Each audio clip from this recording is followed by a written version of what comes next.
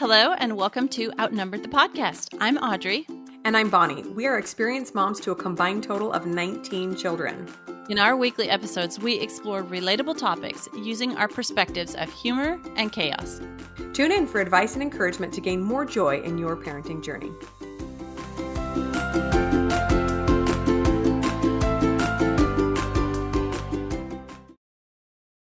Hey, you guys, we're back. And today we're going to talk about a topic that is special to both of us. And we've learned, well, we wish we had learned a lot sooner in life, but we're going to be talking about the difference between humility and low self-esteem. Yes. If I could somehow transport any podcast episode to my earlier, younger self, maybe 25 years ago, it would be this one, you guys. This is a huge one. And it's kind of a strange concept if you've never struggled with it. But if you have struggled with it, then just this title will have you going, yes, I need to hear this. So hopefully we've got some great insights for you today. But as usual, we want to start with a little bit of a humor segment. My 3-year-old is in a hilarious stage right now. He repeats everything that everyone says. Well, hilarious until the teenagers start saying naughty words. But his latest favorite word that he picked up and has been using against my teenagers when they're watching him is hypocrite. His older brother was putting him to bed and he says, "Leave me alone, Liam. You're such a hypocrite." At one point, a brother asked, "Do you know what hypocrite means? What is hypocrite?" "Yeah, it means there's a mountain on top of a sausage and it's just nonsense. He has no clue. But my other children use it as an insult. And so it's his new favorite insult, you giant hypocrite. Yes. Slash, beat each other over the head with, "You're such a hypocrite." Hypocrite. Totally. Oh, speaking of beating yourself over the head with things, in episode 182 on confidence, we kind of touched on this today's episode a little bit on the idea of humility and how we can use it wrongly against ourselves. And we promised to dive deeper into that topic because we did 4 sentences on it in another episode. And so we feel like it's so important that we bumped it up in the queue to today's episode. We wanted to teach you guys and hopefully help somebody a lot sooner than we feel like we got through clarity on these two things ourselves. Yeah, this was a hard lesson for me to learn, and I'll talk a little bit about how it came to a head for me. But honestly, if you haven't listened to Confidence yet, that's okay. Listen to this one first because you're going to need to nail down this before you can actually feel some real confidence. So to start off, we wanted to define, right? We love our definitions. Define these two terms, both self-esteem and humility, right? Two things that most of us want to have, especially good Christian women, right? We think those are both good character traits, but sometimes they can be used against each other, right? What humility is it is a modest opinion of one's own importance or worth, right? Freedom from pride or arrogance. We know what that looks like, right? Somebody who doesn't build themselves up just to look better than others, but it has a modest opinion of himself or herself. And then self-esteem is the level of confidence in one's own worth or abilities, also known as self-respect. So those are some really great definitions to keep in mind as we're talking about these things. Yeah. So on the surface, they sound pretty similar. And I think that's probably why we confuse them or we get confused or we use them against ourselves. Because Bonnie and I have both been negatively impacted by confusing the two for a huge number of years of our life. We want to share some lessons we learned by studying these two concepts in depth and how, well, like Bonnie said, we wish we'd learned these things a long time ago because there's really some blessing and some benefits that can come to your life by knowing the difference, and some really negative impacts that can happen to you when you have the two confused. Yeah, and I think before we start, it's important to realize that every character trait or personality trait can be placed on a spectrum, right? Kind of like the pendulum swings. Sometimes at certain times of life, we might be more humble and other times we're less. And at either extreme, it's very unhealthy, right? And there are other terms to describe either extreme of both of these things, both self-esteem and humility. So that's kind of when we want to be aware of when a specific good character trait is no longer serving us, when we've swung way to one side. Okay, so our first lesson is we have inherent value, not because of anything we've done, but because of God because he created us. That is absolutely the most important thing to remember. We talked a little bit about this in confidence as well, because you can't create your own self-worth.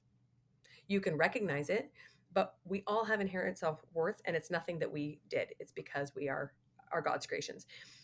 And here's an interesting tidbit. If we have low self-esteem, then technically we are devaluing something that God highly values. So think about that for a second. It's pretty humbling. Yeah. Hit like the back 15 seconds button and listen to that again. Yeah. Yeah. It's that important. So, like, think about it. We value things in nature. You look at a flower. I've got some, if you're watching us on YouTube, I've got these gorgeous orchids here behind me. We look at things in nature. We are just awed by their beauty, by their value, how meaningful they are. But then we can do this thing where we look at ourselves and we're like, oh my goodness, what a terrible, ugly, nasty, fill in the blank. And we just start picking at ourselves, right? And we start saying, oh, this part isn't good about me and that part isn't good about me. But why? why don't we look at ourselves as something that God created? It is valuable, it is beautiful, it has meaning.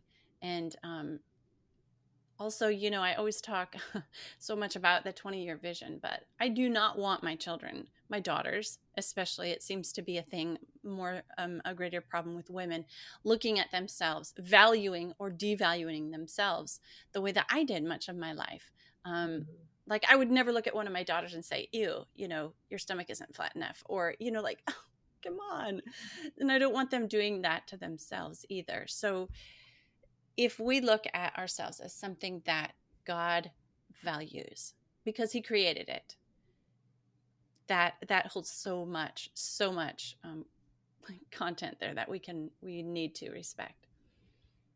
Yes, and if you struggle with this and you need a place to start with your physical body, which is often a very difficult one for us women to wrap our heads around because we're told day in and day out that our physical body is not enough if it doesn't look perfect according to society, quotes around that one. But the human body is literally the most magnificent creation ever to exist. Humans have been trying for thousands of years to recreate portions of it, and we cannot because it is a pure and utter miracle, every aspect of us. I remember watching some superhero movie once when the character had healing properties. Someone could stab him or something and he could heal back over immediately. And I remember saying out loud, isn't that amazing? Wouldn't it be cool if we had that ability? And all of a sudden I was like, we do, you dummy. Our bodies literally heal themselves. Oh, I mean, obviously you can get to a certain point where it's too far and your body, has too much damage and can't do that, but we do. Our bodies heal themselves. It's an absolute miracle. So if you're struggling with your own concept of self-confidence inside, just start with the outside. Just start with the utter miracle that is your physical body. And we did nothing to get it. We just came to be, right? Total and utter miracle. If you would like to start a study of separating these two terms, the humility versus the self-esteem, and really dive deep, you can start with Psalms 139. It is an amazing chapter. It's the one where he talks about being beautifully and wonderfully made. And I just love that quote because if you read that, you will come back with some real truth about how valuable you are. And that will set you on the right path for a really great study about your worth. yeah, that's right. When I started studying Psalm 129 in the context of trying to build my own um, sense of self-worth, I came up with this question: do I know myself as well as God knows me? Like, we think we know ourselves better than anybody else. But in reading that psalm, I was just struck by this thought that I do not know myself as well as God knows me, because I am devaluing, I am thinking such negative things about myself. And God doesn't. So I obviously don't know myself as well as God knows me. So that psalm was um like medicine for me when I started down the road on studying these two.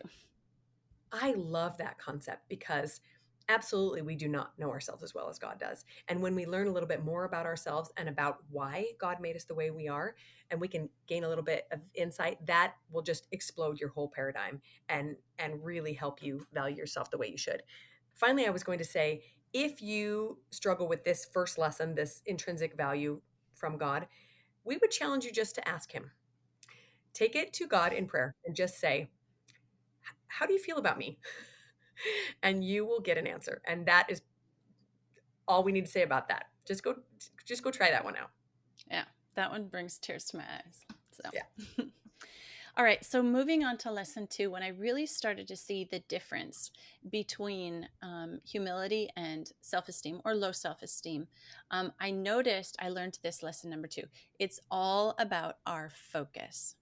So, humility happens when we're focusing on something other than ourselves, something outside of ourselves. Low self esteem or high self esteem or whatever happens when we focus on ourself. So, what is the focus? Will help you really discover the difference between humility and self esteem. Yes, there's a pretty famous sermon given by one of our church leaders years ago. He was a missionary for our church when he was young, and he was really struggling. He was in a foreign country and was having, was homesick, didn't feel like he was doing any good. And he wrote home to his father and basically said, I think I want to come home. This is not what I signed up for, and I'm having a terrible time. And he said his dad wrote him back just one line, and it said, forget yourself and get to work. And I thought, oh, mic drop, right? That is why we spiral in these downward spirals, because our focus is all inside and it's like, oh, I'm not worthy, I'm not doing enough, I'm not this and that.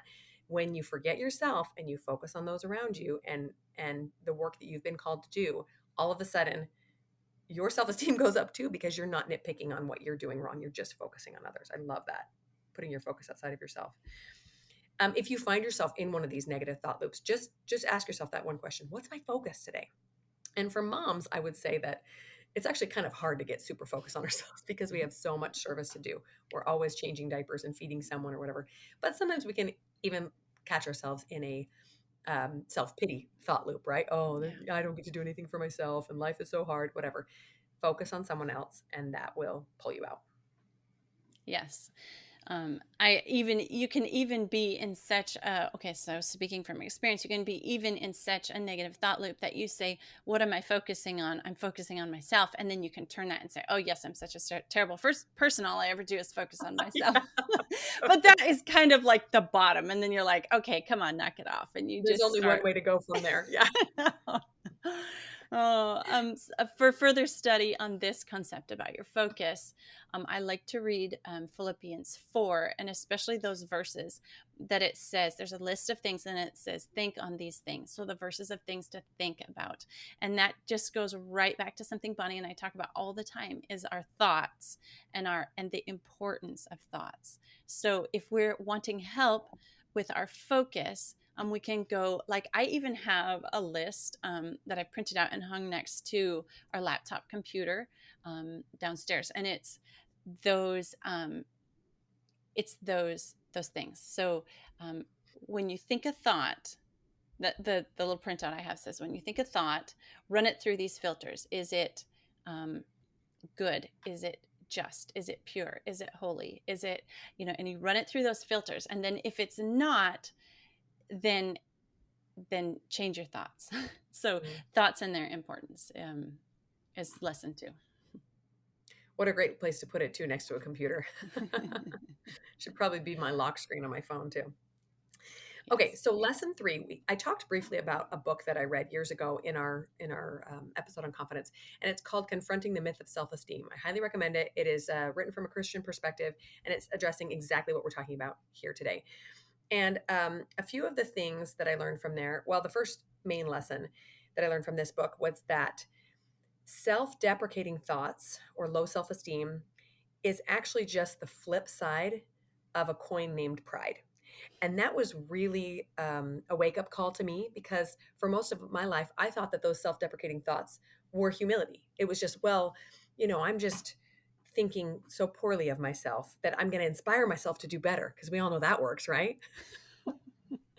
When's the last time you tore down a child and they improved their behavior? No, that we know that doesn't work, not for ourselves, not for our children, not for anyone. And so when I read that line, that this is actually just the other side of pride, it's still focusing on yourself, just in a poor way instead of an elevating way, that just snapped me out of it. I realized, wow, I am being tempted, and I am succumbing to this temptation of feeling awful about myself, and it's not improving my life one bit. It's not inspiring me to be better. It's not inspiring other people to follow me. Nobody wants to be like that either, just miserable. And that was probably the main lesson that I took from that, is that um, that's focus on self again. Turn your focus outwards and move on. Yes, yes. Like my story is exactly the same. I heard it, someone mentioned it when they were speaking in our religious services, and they said the same thing, that if you have low self-esteem is a negative character trait and it needs to be worked on. It's just another form of pride in disguise. And I was like, what? Hang on. And I was like, oh, because it's easy to think you're being humble when you're devaluing yourself. You're like, oh, I'm just being modest, or at least I'm not Mm-hmm. being arrogant. It's still the Mm-hmm. same thing.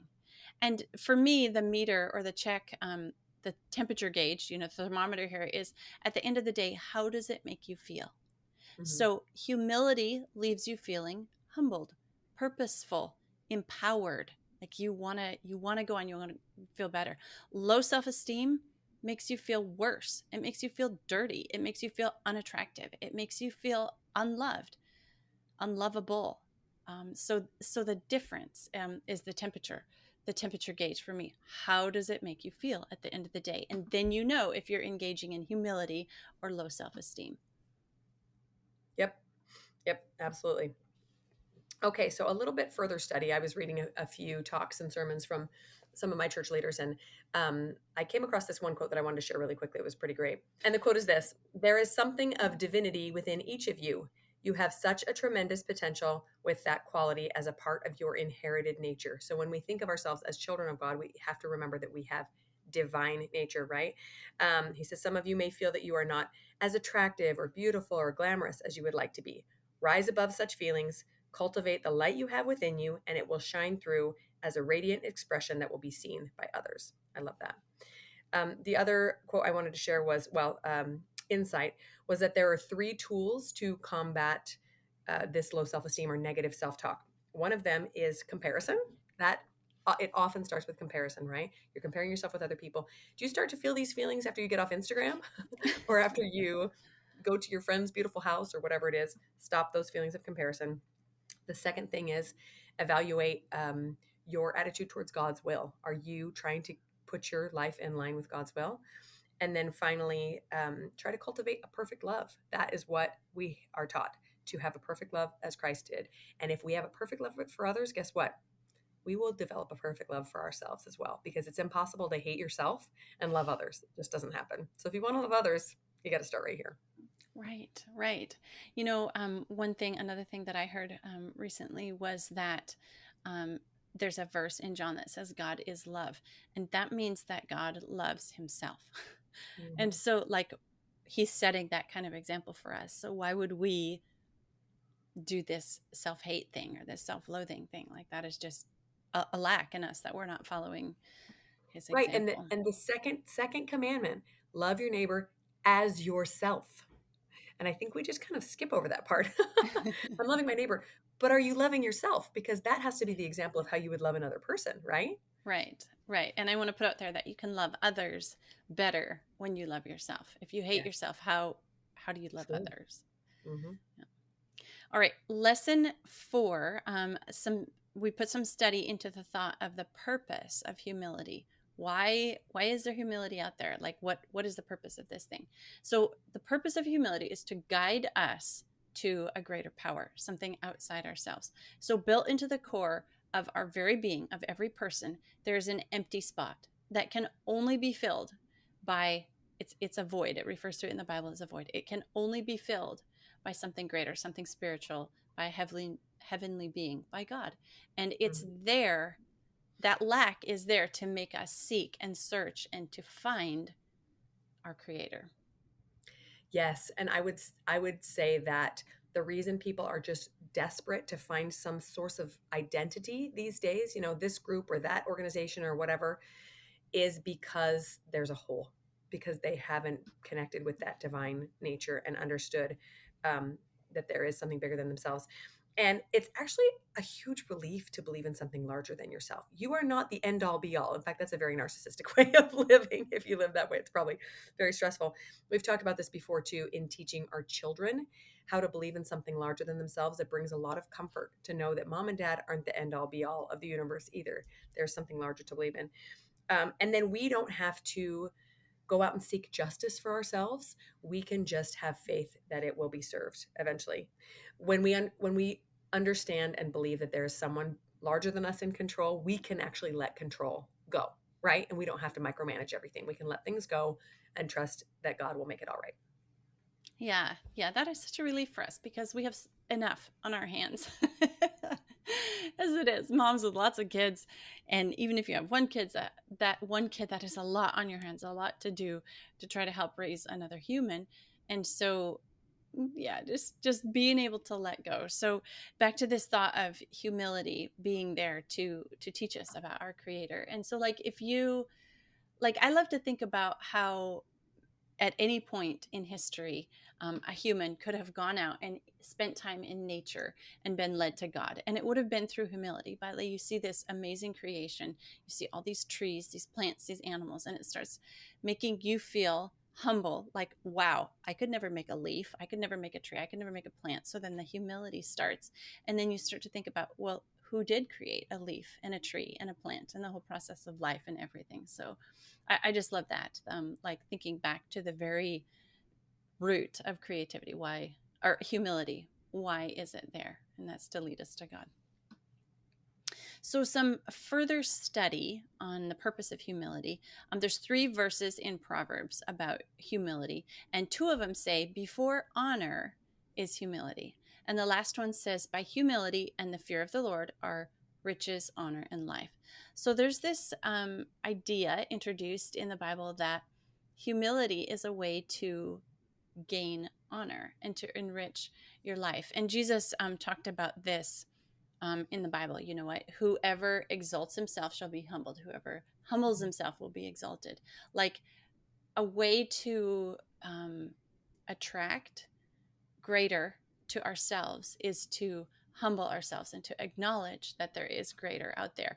And so this greater force that we believe in, God, can make us greater than we can ever be ourselves. So the purpose of humility, when we're led to God and all that, it can be to make us greater than we could ever be ourselves. And if we think about it, you know, if we're relying on self-esteem, like we'll never be enriched by self-esteem. We'll never be honorable. We'll never be able to make ourselves great by doing this constant debasing, devaluing, self-loathing thing. Mm-hmm. Yeah, I love that a great place to start when you're struggling with this is just to study humility. And you will, if you can define it very specifically, you will know that low self esteem is not humility, not in the least, right? I will also say that I personally kind of shy away from using the term self esteem because I kind of prefer to look at it as godly esteem, right? That I esteem myself as God would. And, when myself can figure out how to do that right, that I could use the self esteem term a little bit better. But that one, I think, sometimes tempts us to think that we are these wonderful beings just in and of ourselves because we're so all the wonderful things we do, and we do wonderful things, but our inherent worth comes from God. I love that. Lesson 5, a wonderful antidote. We talked about changing our focus. We talked about a bunch of different things, but a wonderful surefire antidote for low self-esteem is gratitude. You know, I talked about starting with your body or something that's maybe a little bit more obvious to be grateful for, right? Start with the fact that you can walk every day, and that will bring both humility and this godly esteem for your amazing body, the way your brain works, all these wonderful things that we're capable of. Start with some of these scriptures we've offered you, but gratitude is a great place to start. Yes, yes, I love this because it was a way that I physically changed the way that I think. And my thoughts are, you know, like it's so hard, or it's so easy just to let your thoughts take you where they would want to. And oftentimes, because we have this leftover prey, prey, a prey line of thought, that we need to be looking for the tiger, right? So the negative actually preserves our life. There's a tiger in that bush, there's a tiger around this rock, you know, and that is like preservation mode for us. So it's very easy. It comes very natural to us. But the way that I physically changed, actually changed the way that I think, is through a gratitude practice, using nightly journaling. Write down 5 things that I'm thankful for, that made me smile, that made me think something positive about myself, that brought warm fuzzies, whatever. And we can improve our self-esteem and build up humility, both using a gratitude practice. They can both be built through just thankfulness. And it's such a powerful tool. Like, it just sounds so simple, just writing down things. But what I know, I shared this before on the podcast, but the first way that this gratitude practice started to change the way that I thought was that I knew that at the end of the day, when I was at the side of my bed before I prayed at night, that I needed to write down 5 things in that journal. So then I began looking for things through the day that I could be thankful for, that made me feel good, that made me smile, that made me think something positive about myself, and actually even changing the course of my thoughts and my actions and my words through the day, so that I would have 5 things to write down at the end of the day. And gratitude practices, nightly journaling, was such a powerful tool for me to begin to change from a completely negative brain to on my journey toward more positivity. Isn't that fascinating that two things that we feel are polar opposites have the same solution? Both humility and this low self-esteem are solved by the same thing, and it's gratitude. I love that. I love that. I will mention here that I've had women tell me this before too, is, well, I'm afraid if I work on my self-esteem, then I'll just end up proud. I'll end up with humility as the problem instead. And I just want to go back to what I was saying about this pendulum of human characteristics, right? Most of us lean towards one side of every characteristic. I lean towards a little bit more towards low self-esteem rather than humility. I lean a little bit more towards maybe being an introvert versus an outrovert. Outrovert? Extrovert? That's the word. And so I can pretty much guarantee that if you lean this direction, that pride over here is probably never going to be an issue with you. It's going to be this over and over and over. But again, if you're worried about that, just keep the gratitude practice, but keep paying attention to where your thoughts are taking you. If they continue to take you back to this low self-esteem side, start using some of these tips, because you really can beat it. I honestly, you guys, I honest to goodness thought this was going to plague me for the rest of my life. And I knew that something was wrong. I knew that these thoughts were harming me, and I didn't know how to fix them. And I am so grateful for the church leader that offered this book to me, and this changed perspective, because it totally changed my life. I am so much happier and more content and more loving with others now that I have changed this perspective inside me. Yeah. Yeah. I wanted to offer, if like a gratitude or a nightly journaling isn't a way that you can find your way to thankfulness or gratitude. Another option is serving others who have much less than you, or helping someone who is in a terrible position compared to yours, because it brings gratitude to you for your situation in your life. Like, at least I have a home, at least I have a body, right? One thing that our family talks about is a girl that is the same age as some of my kids, who lost one of her legs from the knee down in a freak hiking accident. And so that is something that we talk about often in our family. Well, at least we're not this sweet little girl because we have both legs. And like, just starting my kids out young with this gratitude practice, like, I have 2 legs, I have 2 arms, or I have a home, or, all these things. So that is another example, another path that you can come to gratitude through, is serving others who have or are less than you. And it's too bad that it takes, serious disability or other issues for us to be so aware of all the blessings we have, right? How often do you wake up and think, gee, I'm so glad for these legs, but I am super glad for my legs. And I only know that because I've done gratitude practice about my body, right?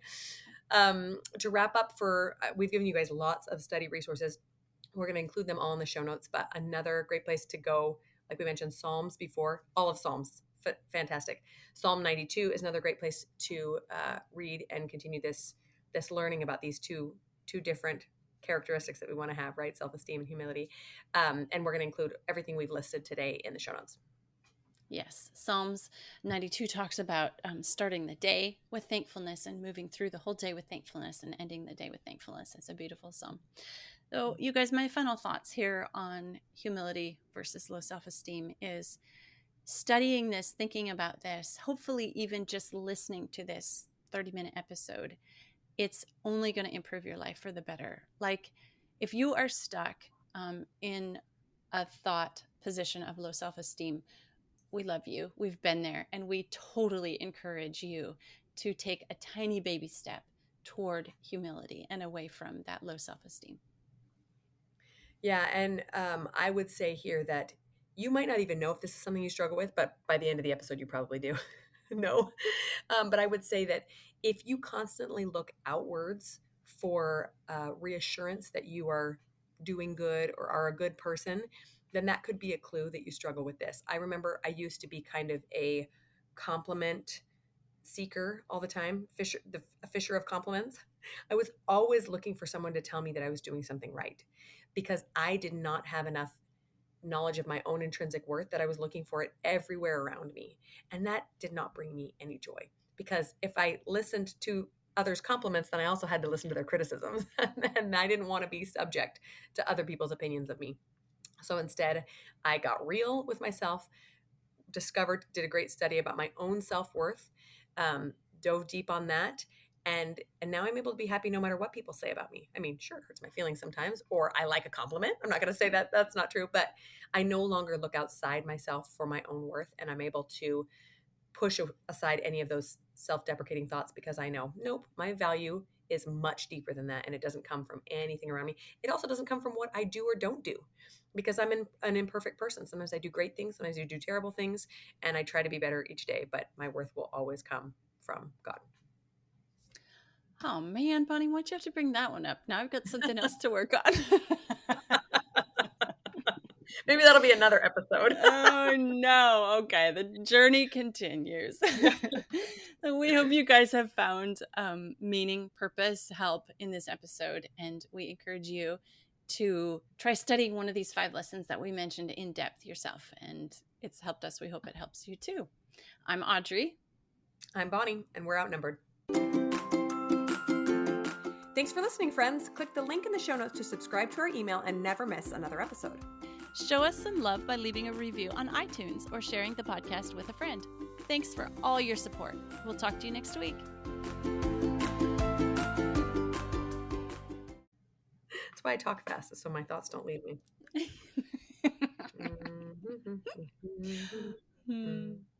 I had just said that humility enriches our life. Yeah.